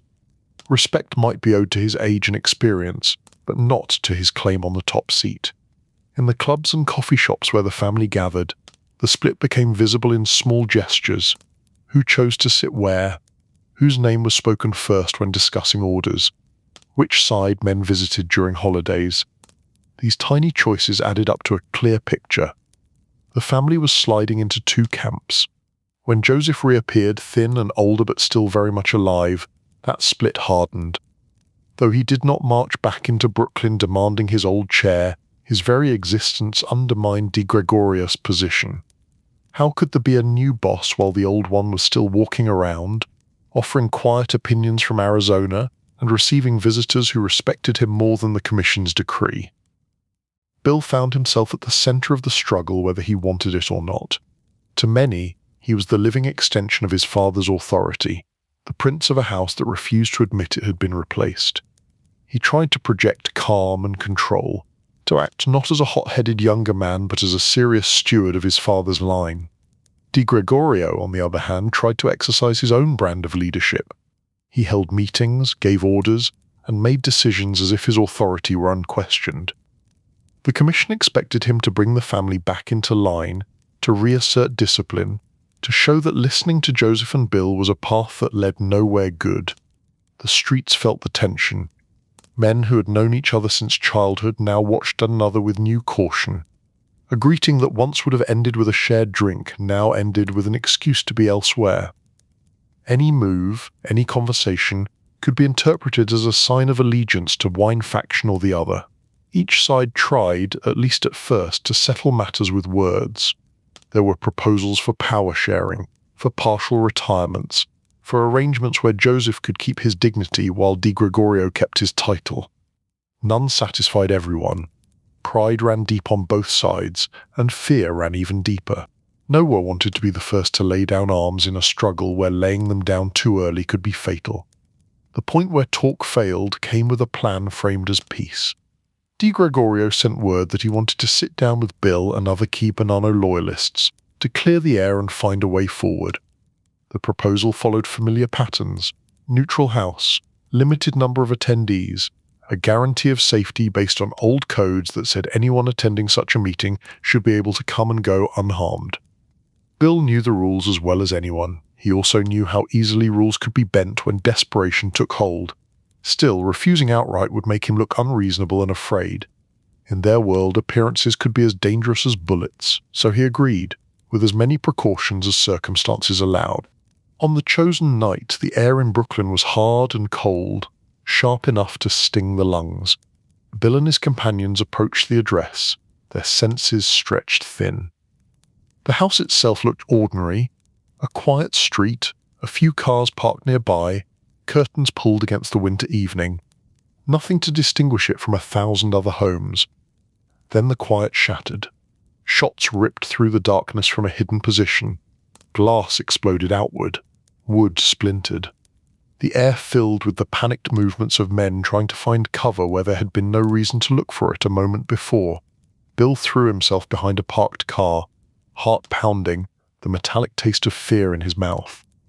For a machine that prided itself on cold calculation, the ambush was a messy, clumsy thing.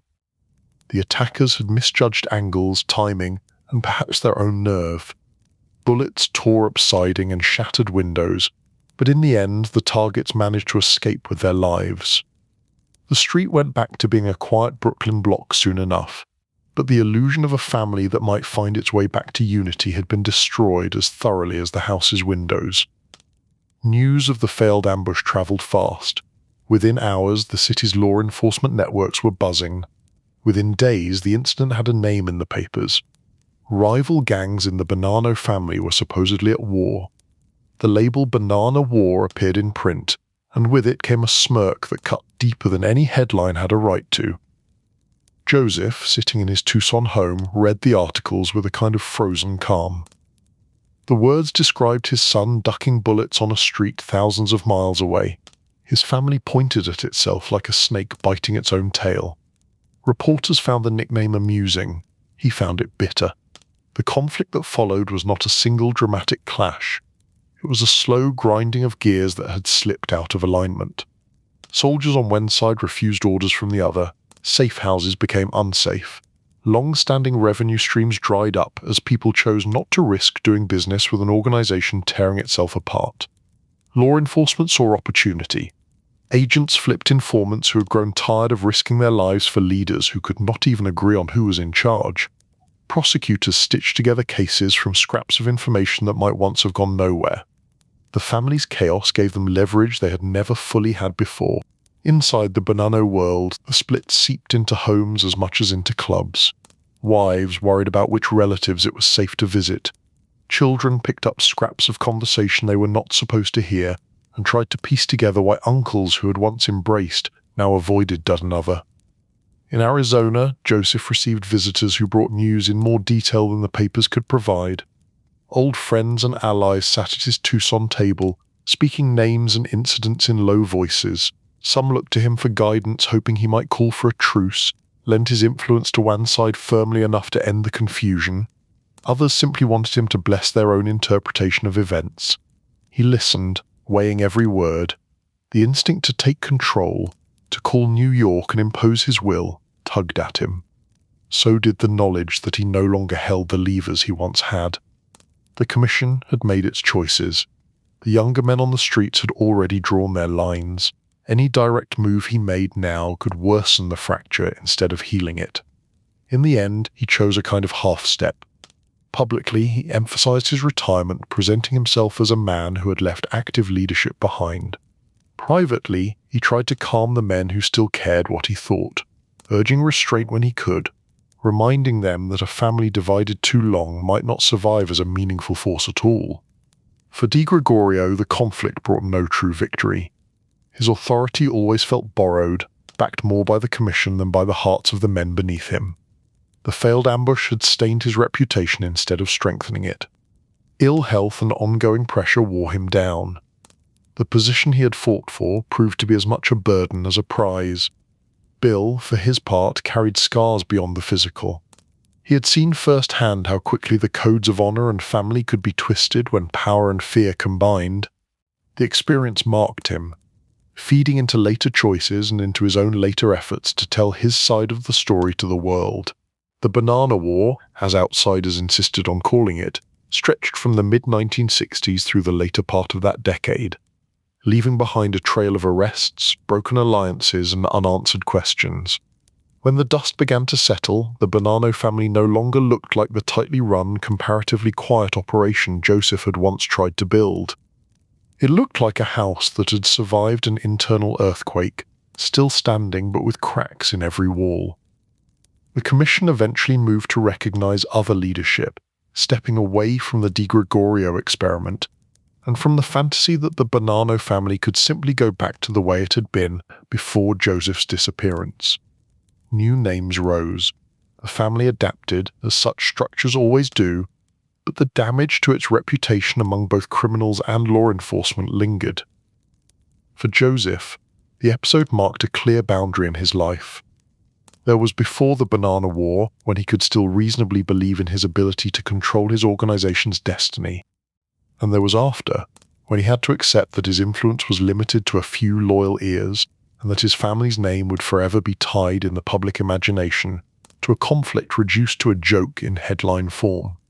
Late at night in Tucson, he would sometimes sit at his kitchen table, the desert sky stretching dark outside, and think about the men on both sides of that internal struggle. Many had grown up under his guidance, had watched him navigate earlier wars with a steadier hand. Some had disappointed him. Others had simply been caught between forces they could not fully understand. There was regret in those thoughts, but also a certain sense of inevitability. Power, once grabbed and held, rarely passes quietly from one set of hands to another.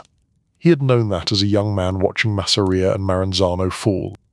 He had learned it again, more painfully, watching his own house split. The newspapers never cared about that nuance. Bonanno War fit in one line. It gave their stories a flavour of novelty, that it also turned the suffering and confusion of dozens of families into a light phrase did not trouble them. It troubled him. Still, even that chapter became just one part of a longer story. It pushed him firmly into exile in the desert. It made his later stubbornness in courtrooms feel even more deliberate. It coloured the way he chose to describe himself in his book, emphasising honour in a world that had not always treated his name with much of it. From the outside, the Bonanno War was another crime story with a catchy title. From the inside, it was the sound of a carefully built machine grinding itself down. Joseph understood that sound all too well. He had heard it in his sleep for years.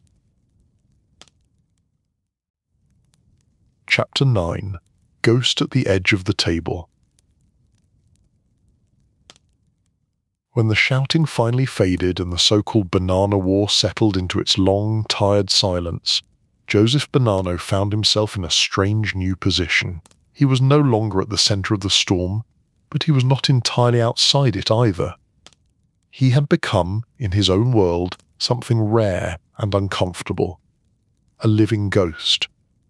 In the streets of New York, new names were rising. Younger bosses, ambitious captains, the kind of men who had grown up watching him and his generation, now building their own legends atop the rubble his war had left behind. To them, he was history, a story told in back rooms about the days when a man from Castellamare could sit at the commission table and shape the map of the city. To others, he was still a presence. Old loyalties do not vanish simply because a committee decides to bless a different name. There were men who had eaten at his table, who had carried out his decisions, who had built their own fortunes under his cautious guidance.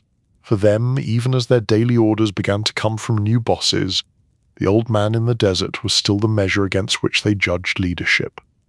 He could feel the pull of that divided memory every time someone flew out to Arizona just to sit across from him in a quiet Tucson living room. They came alone or in pairs, dressed more casually than the men of his own youth. Jackets instead of full suits, ties loosened, shoes more comfortable than polished. The underworld of the new era liked to pretend it was modern. But when they sat down before him, their voices softened in the same way men's voices had softened in Brooklyn back rooms decades earlier. They asked for advice. How to handle a brewing disagreement with another family. How to deal with a troublesome lieutenant.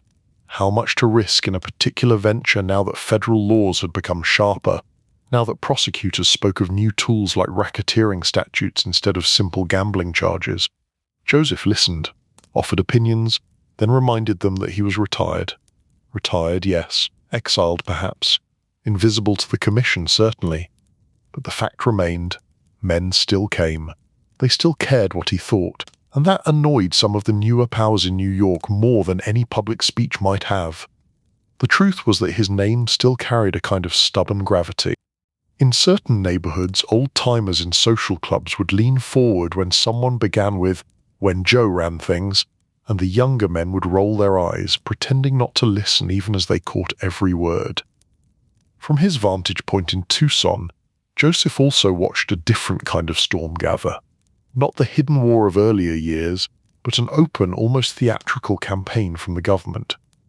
The age of men in plain suits take envelopes in back hallways was giving way to the age of men in sharper suits, standing before television cameras and promising to clean up organized crime once and for all. He had glimpsed the beginning of this new era years earlier, long before the Bonanno War, at a place called Appalachian, sometimes on hot Arizona afternoons when the desert made it hard to think about anything but heat and shade. His mind would drift back to that day in upstate New York when the underworld had come dangerously close to holding a convention under the open sky. It had seemed, at first, like a practical idea, a meeting of important figures from across the country, held at a quiet estate far from the city. There would be space to talk without the constant hum of traffic and gossip. The host, a man with more land than caution, believed his rural setting would shield them from unwanted attention. Men arrived in fine cars, suits pressed, shoes polished. They came from New York, from Buffalo, from as far away as Chicago and other distant cities. The driveway filled. The house swelled with the weight of too many important people in one place. From the inside, it felt like a show of unity and power. From the outside, especially to a curious state trooper who wondered why such expensive vehicles had suddenly invaded a sleepy town, it looked like something else entirely. The raid that followed was not especially polished. Officers scrambled. Some men ran into the woods, shoes sinking into mud, pants torn on branches. Others were caught still sitting at tables, plates abandoned. The sight of so many supposedly secret figures gathered in Nain Place gave law enforcement a gift that would last for decades. Appalachian had been a warning. It told Joseph that the days of moving unseen were ending. The government now understood that networks stretched from state to state, that the word mafia was not just a journalist's toy, but the name of a very real structure. In the years after Appalachian, senators held hearings. Televised sessions showed underworld figures sitting at tables under bright lights, refusing to answer questions while the public watched from their living rooms. Joseph had seen grainy images of men he knew sweating under the gaze of cameras and lawmakers. He had avoided that particular stage, but he understood its meaning. The world had changed. The hidden could no longer count on staying hidden. After the Bonanno War, that change accelerated. New laws made it easier for prosecutors to treat entire organizations as criminal enterprises rather than just chasing individual crimes. Surveillance became more sophisticated. Phones were tapped with greater skill. Informants were cultivated with psychological finesse instead of rough threats alone. Joseph respected competent opponents. He saw that this new generation of law enforcement was more serious, more organized, more willing to play a long game. They studied patterns, built charts, mapped telephone calls. They were, in their own way, building a commission of their own, one that met in offices lined with filing cabinets rather than in restaurants. Against that backdrop, cultural fascination with the mafia exploded. Books and films turned fragments of underworld life into grand sagas. Theatre lights dimmed, and audiences watched actors with slick hair and sharp suits quote lines about loyalty and betrayal that sounded familiar, yet strangely exaggerated. Joseph watched some of these stories when they reached television. He studied the actors' faces, the way they held cigarettes, the way they gave orders on screen. Some of it had truth, he admitted to himself. The careful handshakes, the subtle tests, the quiet rage when someone broke the rules. But much of it was theatre. Real life, as he knew too well, involved more waiting, more paperwork, more tiny decisions in back rooms that never made it into any script. This growing myth had its own effect on his family. His son Bill, who had lived through the Bonanno War and carried his own scars from that time, began to be seen not just as a participant, but also as a potential storyteller. Journalists wanted to know what it was like to be the son of a boss, to grow up in a house in Hempstead where the front door opened to 10 world and the back door to another. One writer, patient and persistent, spent long stretches of time with Bill and other members of the family, listening, taking notes, turning their memories into a book that would itself become famous. That book painted a portrait of both Joseph and his household as seen through another man's eyes, a mix of admiration, criticism, and analysis. Joseph, reading it later, felt the odd sensation of being both himself and a character at the same time. The details were sometimes accurate, sometimes skewed, always filtered through someone else's agenda. It reminded him that once a story leaves your own mouth, it no longer truly belongs to you. He was not angry at Bill for participating. The younger man had his own need to make sense of a childhood lived under unusual shadows. But the book added another layer to the Bonanno legend, one that Joseph had not fully controlled. Meanwhile in Tucson, he tried to live as if his days were simple. He went for drives through the desert, the radio low, watching the landscape stretch away in endless shades of brown and red. He stopped at small diners where waitresses called him sir and poured coffee without asking too many questions. He visited local businesses he had investments in, checking on managers, scanning ledgers with the same sharp eye that had once examined street reports in Brooklyn. Neighborhood life wrapped around him like a soft, ill-fitting coat. Children rode bicycles along the sidewalks. Teenagers loitered in front of convenience stores, speaking in a slang he barely recognized. Retired couples exercised small dogs in the early morning cool. On some days, no one in his immediate orbit seemed to care that he had once been called a king of organized crime. Then a letter would arrive, a subpoena, a notice from a federal agency, a polite warning from a lawyer that some grand jury in some distant city wanted to hear from him again. Those letters reminded him that he was not simply a peaceful retiree. He was a man whose very silence continued to irritate people in offices full of fluorescent lights and typewriters. He managed these intrusions with the same stubbornness he had shown in younger years. Appear when summoned, say as little as possible, accept the penalties for refusal. But with each passing decade, the gap between the old soldier and the new legal battlefield widened. He was an artisan of omerta in an age of wiretaps and plea bargains. The contrast between his inner sense of who he was and the way the world saw him grew starker in small, almost comic moments. Once, standing in line at a Tucson grocery store, he noticed a magazine on the rack with the word Mafia splashed across the cover. Underneath there was a photograph of a younger Joseph, cropped from some long-ago shot. The article promised secrets, revelations, all the usual bait. Ahead of him, a teenager picked up the magazine, flipped through it, and snorted. "They make these guys sound like movie stars," the boy said to his friend. "Like they are something special." Joseph, holding a basket with bread and tomatoes, kept his face carefully blank. The cashier scanned his items, told him the total, and wished him a nice day. He carried the groceries out into the Tucson sun and thought, not for the first time, about the distance between myth and reality. To some he would always be a villain, to others a folk hero. To many, just a name attached to a certain chapter of American crime history. To himself, he was a man who had done his job as he understood it, for better or worse, and who now watered roses in a desert yard while the world argued about what his life had meant. The ghost at the edge of the table. Present in memory, absent from the current negotiations, watched by law enforcement as a symbol even when he no longer signed serious orders. Whispered about among young criminals who had never actually worked under him but borrowed his name like a borrowed suit. It was from this peculiar vantage point, half inside and half outside, that he would eventually decide to speak more directly, to write his own book, to tell his story in his own voice. But before he could pick up a pen, he still had to live through the long, stubborn dance with prosecutors that would define his last working years. For now, he sat between past and present, between legend and ordinary neighbor, realizing that history had a habit of turning living men into statues long before they were actually gone. Chapter 10: Desert Exile and Courtroom Stubbornness. Tucson sunlight had a way of flattening the world into sharp edges and clear lines. Mountains etched themselves against the sky. Streets ran straight and bare under the pale blue. For a man who had spent decades in cities where nothing was ever quite what it seemed, the blunt honesty of the desert was almost refreshing. In his Tucson years, Joseph Bonanno became, at least on the surface, but more retiree in the American Southwest. He had property, some businesses with very respectable paperwork, and a house that looked modest among the palms and low walls of the neighborhood. Neighbors saw a polite older gentleman who kept his driveway swept and his roses strangely well watered for such a dry place.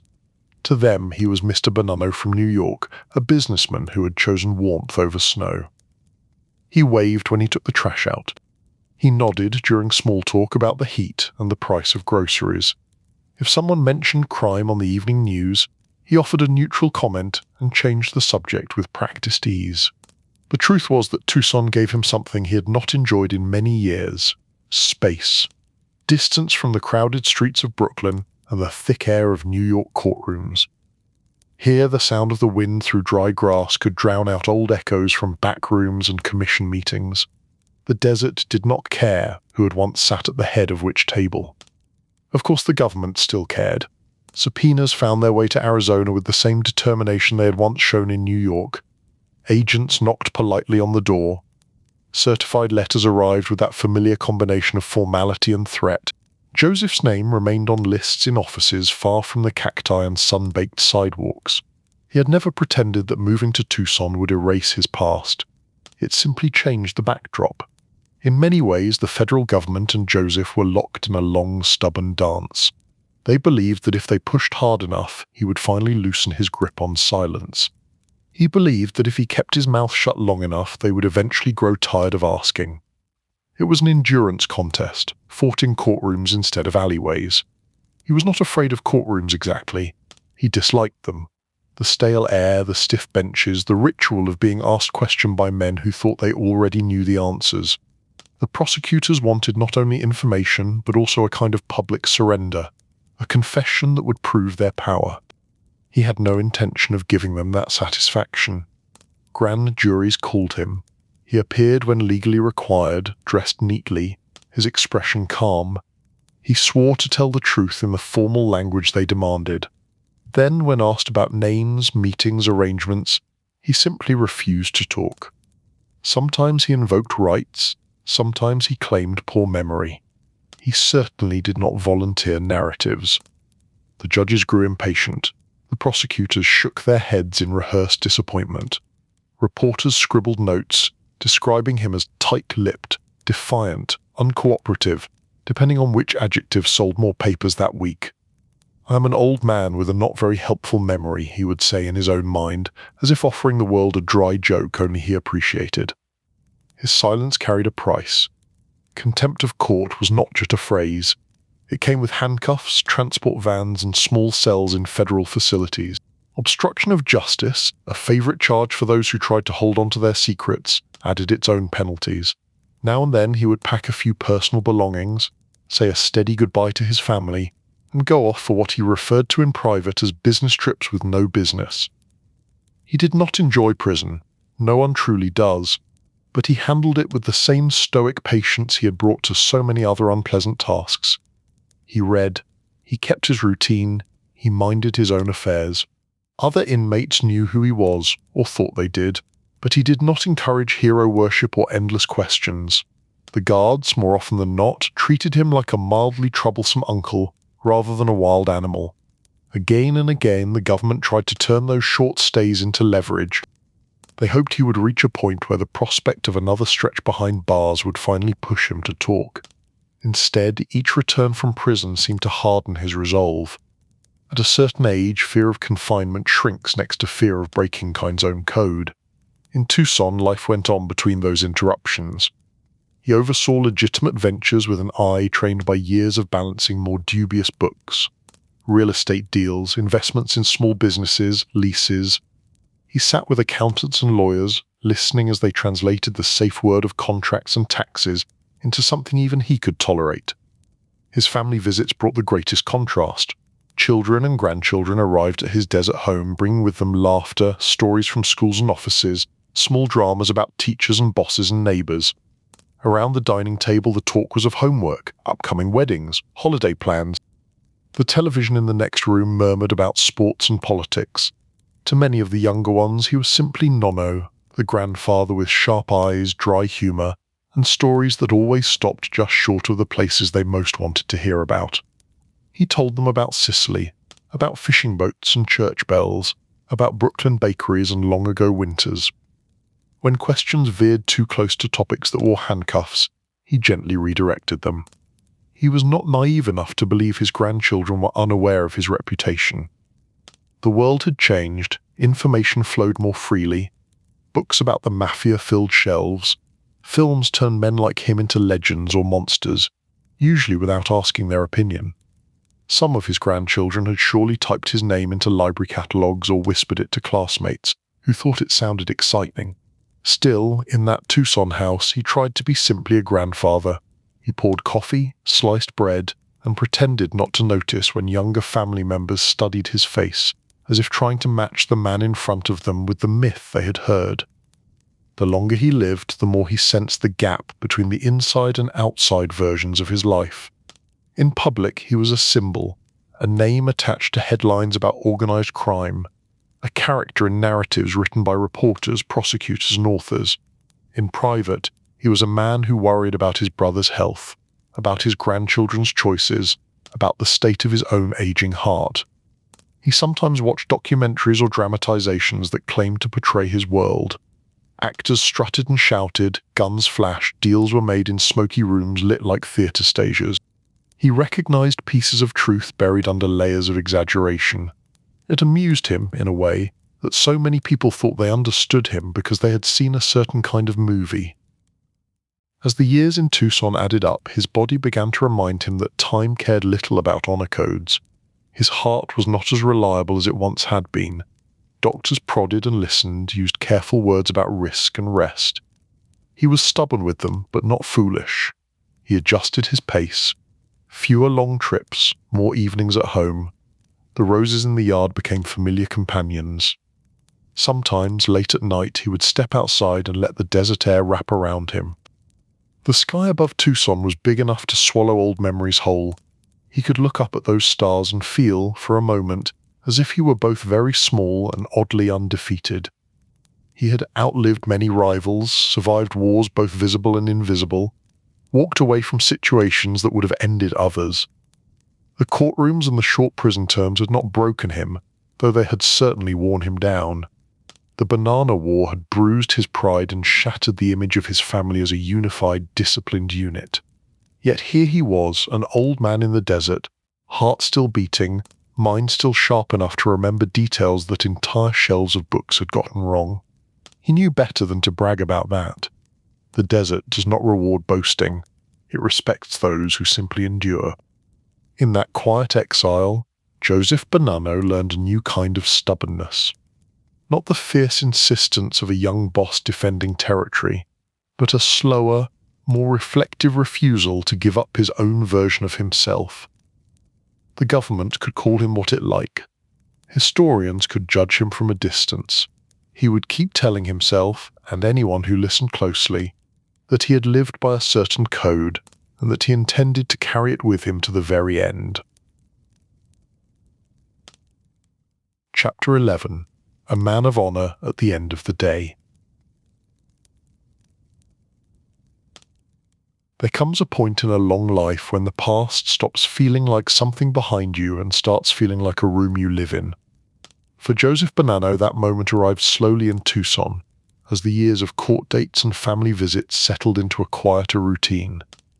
The outside world continued to move, inventing new scandals, new crimes, new headlines. His own story, however, had acquired a certain stillness. It was in that stillness that he decided to write. The idea of a book had been circling him for a while. Journalists had knocked at his door, biographies had been published without his blessing, and popular culture had turned men like him into simplified characters. If other people were going to keep using his name to anchor their stories, he thought, he might as well provide his own version. He called it A Man of Honor. The title was part statement, part argument. Honor meant something particular to him, shaped by Sicilian hillsides and Brooklyn alleys, by desert nights and courtroom days. He knew that many readers would arrive with their own ideas of what honor looked like. The book was his attempt to guide them through his definition, on his terms. He worked with an editor, Michael Corder, a man from the world of publishing who had his own sense of drama and narrative. Their collaboration was, by all accounts, a meeting of two very different backgrounds linked by a shared appreciation for storytelling. Joseph told his stories, Corder helped him shape them into a book that ordinary readers could follow. Writing about his life was not the same thing as confessing it. Joseph was careful. He chose what to describe in detail and what to leave in shadow. He presented himself as a traditionalist, a man who had tried to bring order to a dangerous world, someone who had held to certain rules even as others abandoned them. He was not shy about criticizing rivals who, in his view, had turned the underworld into something noisier and less disciplined than it should have been. Some accused him of breaking the old rule of silence, of talking too much for a man who had once faced prison rather than answer question. He disagreed. To him, there was a difference between giving prosecutors fresh ammunition and offering a curated narrative years after the most intense battles were over. He believed he had drawn a line and stayed on the safe side of it. The act of writing forced him to sort through his own memories in a way that courtrooms never could. Instead of simply refusing to answer, he now had to decide which answers he wanted to live on after him. There were events he wrote about with surprising frankness, others he brushed past with a single sentence.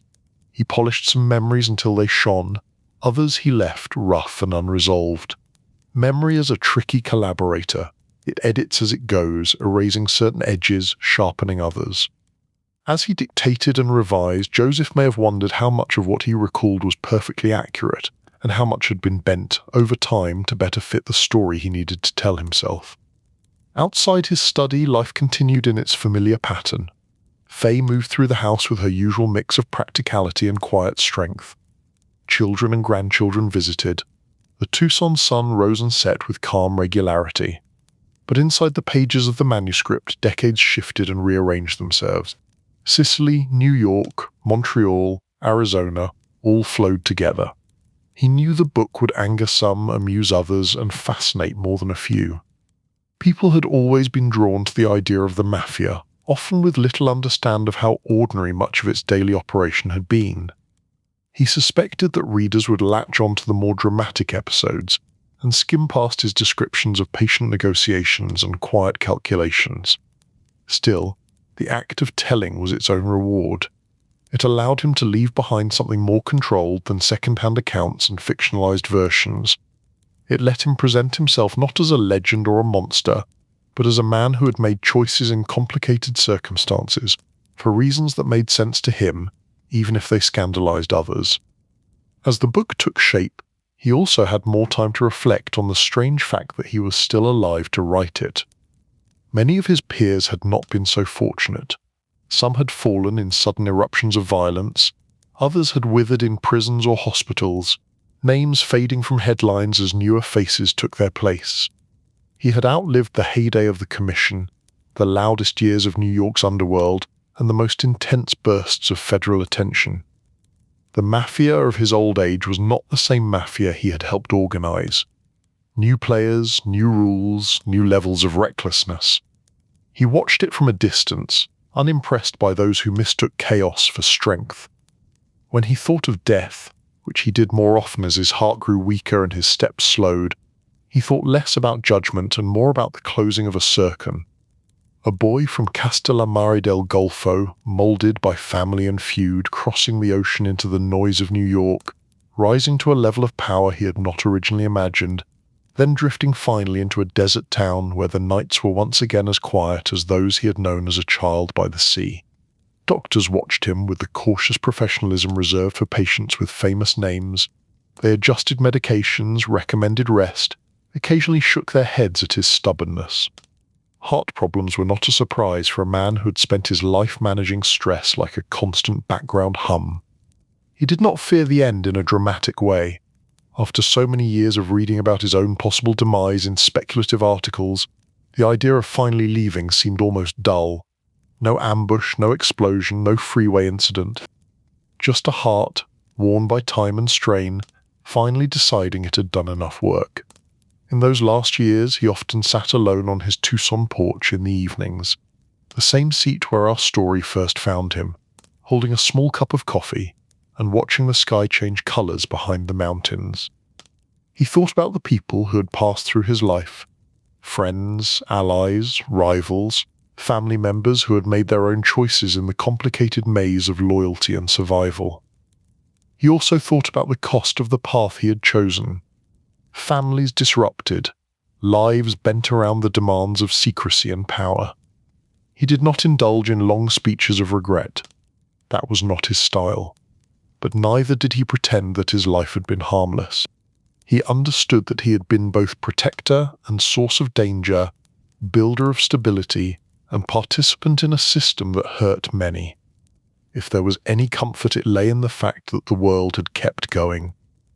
The children of his children were growing up with their own concerns, often far removed from the codes and rivalries that had guided him. Some studied law, some went into business, some tried, in their own ways, to step out from under the long shadow cast by his name. He let them. He encouraged them when he could. If there was a final lesson he hoped they would take from his story, it was perhaps this: that power, however carefully wielded, eventually slips away, and that the only thing a person truly owns in the end is the way he has chosen to live his own code. When the end finally came, it did so in the ordinary way that would have horrified the more romantic storytellers and secretly pleased him. No police standoff, no hidden body under a bridge, no courtroom drama. He died of natural causes, his body simply deciding, after many years of resisting, to rest. Newspapers noted his passing with the same mixture of awe and simplification they had always used. They called him a legendary boss, a figure from another era, a symbol of organized crime. They repeated the old stories. They likely got some details right and others wrong. They certainly did not capture everything. Back in Tucson, the desert night went on being itself. The sky did not change color for him. The mountains did not bow. The roses in the yard, given perhaps the last thorough watering a few days before, continued to reach for the light as they always had. In that quiet, if you listened closely, you might imagine hearing the faint echo of a Sicilian church bell, the low murmur of Brooklyn streetcars, the distant clink of glasses in back rooms where men once made decisions that shook entire neighborhoods. Those sounds were part of him. They ended when he did, lingering only in the memories of those who had walked beside him and in the pages of the book he left behind. The world would go on telling stories about Joe Bananas. Some would be careful, many would not. He had made his peace with that. A man cannot fully control what is said after he is gone. He can only decide how he will hold himself while he is his. In the end, the old man of honor sat on his porch, watched the sunset over the Tucson desert, and let the long, complicated history of his life settle inside him like sand in a glass. Whatever judgment others rendered, he had already rendered his own. The day faded. The sky darkened. Somewhere a clock ticked softly in an empty kitchen. And in that stillness, the story of Joseph Bonanno, boss and exile, father and stubborn witness to his own era, came gently to its close.